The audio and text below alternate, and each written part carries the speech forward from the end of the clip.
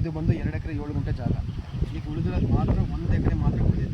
ಮಿಕ್ಕಿದ್ದೆಲ್ಲ under cover ಆಗಿಬಿಟ್ಟಿದೆ.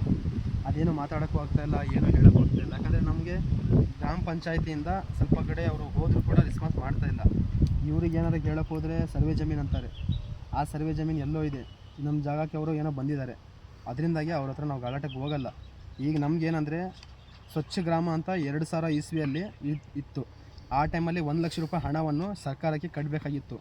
ಆ ಟೈಮಲ್ಲಿ 35,000 ರೂಪಾಯಿ ಕಮ್ಮಿ ಇರೋದ್ರಿಂದ ಈ ಜಾಗವನ್ನು ಹರಾಜು ಮಾಡಲಾಗಿತ್ತು. ಆ ಟೈಮಲ್ಲಿ ನಮ್ಮ ತಂದೆ ಆದ ಆಸಿಫ್ ಬೇಗು ಅವರು ಏನು ಮಾಡಿದ್ರು, ಹರಾಜಲ್ಲಿ ಎಲ್ಲಕ್ಕಿಂತ ಜಾಸ್ತಿ ಹಣವನ್ನು ಕೂಗಿ 35,000 ರೂಪಾಯಿಗೆ ತೊಗೊಂಡಿದ್ರು. ಆ ಜಾಗವನ್ನು ತೊಗೊಂಡು ಅಲ್ಲಿ 25 ವರ್ಷ ಆಗಿದೆ. ಅದರಿಂದಾಗಿ ನಮ್ಮದು ಸ್ವಲ್ಪ ಏನೋ ಸಮಸ್ಯೆಗಳಿಂದ ನಾವು ಇದಕ್ಕೆ ತಲೆ ಹಾಕಿಲ್ಲ. ನಾವು ಆಲ್ಮೋಸ್ಟ್ 5 ವರ್ಷದಿಂದ ಇದಕ್ಕೆ ಹೋಗ್ತಾನೆ ಇದ್ದೀವಿ, ಬರ್ತಾಯಿದ್ದೀವಿ. ಯಾವ ಕಾರಣಕ್ಕೂ ಏನೂ ರೆಸ್ಪಾನ್ಸ್ ಮಾಡ್ತಾಯಿಲ್ಲ ಪಂಚಾಯತಿ ಕಡೆಯಿಂದ.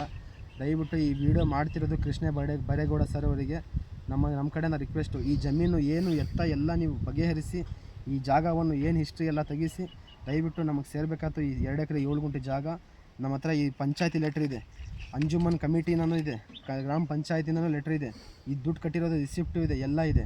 ಆದರೆ ನಾನು ಓಡಾಡಿದ್ರು ಕೂಡ ಈ ಕೆಲಸವನ್ನು ಆಗ್ತಾಯಿಲ್ಲ. ದಯವಿಟ್ಟು ಇದನ್ನು ಏನಂತ ಬಗೆಹರಿಸಿ ಕೊಡಬೇಕು. ಇದು ಡೈರೆಕ್ಟ್ ನಾನು ಕೃಷ್ಣ ಬೈರೇಗೌಡ ಸರ್ ಅವರಿಗೆ ವಿಡಿಯೋ ಮಾಡಬೇಕಂತ ನನ್ನ ರಿಕ್ವೆಸ್ಟು. ಯಾಕಂದರೆ ತುಂಬ ಓಡಾಡಿ ಸಾಕಾಗಿದೆ. ನಾನು ಒಂದು ಕಡೆ ಕೆಲಸ ಮಾಡೋನು, ಅಲ್ಲಿಂದ ಇಲ್ಲಿ ಹೋಗೋಕ್ಕಾಗಲ್ಲ. ಸುಮಾರು ಕಡೆ ಓಡಾಡಿ ಸಾಕಾಗಿದೆ.